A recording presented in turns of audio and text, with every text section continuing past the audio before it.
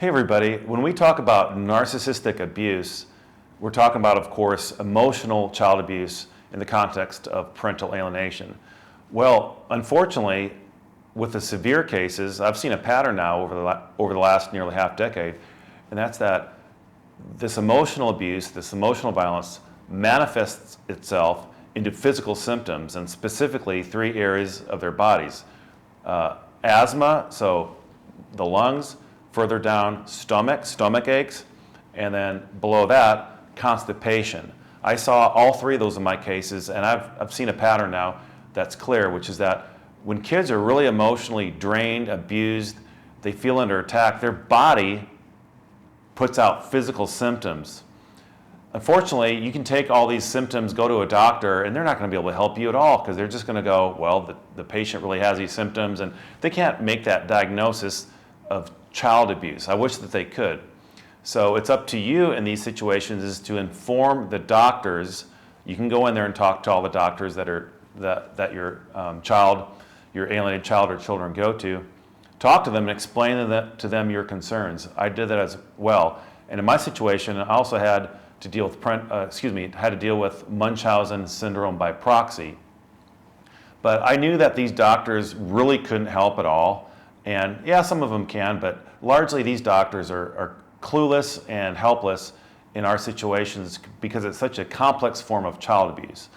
But what you should do is document and make sure you go to these doctors and have a conversation with your concern, and there's a chance then that you can get them into your corner.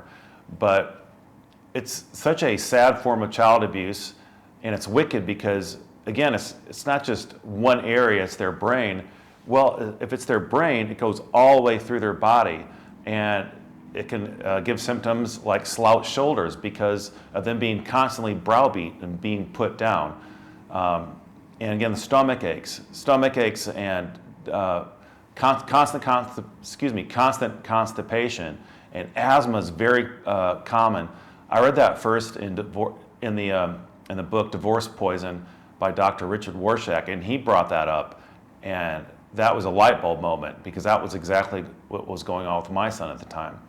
So this is more of just an awareness thing. There's really not much you can do right now with this situation other than let the medical professionals know of your concern.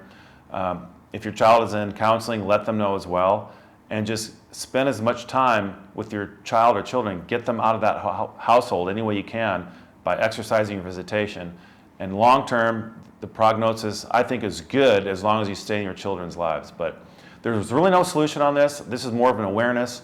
It is a severe form of child abuse. It's really sick what these parents do. These parents that supposedly love their children, they really don't. It's not a true or natural love. It's a manipulative kind of love where they use their child and end up discarding the child one day if and when that child comes around and stands up to them and says, you know, that was not okay what you did.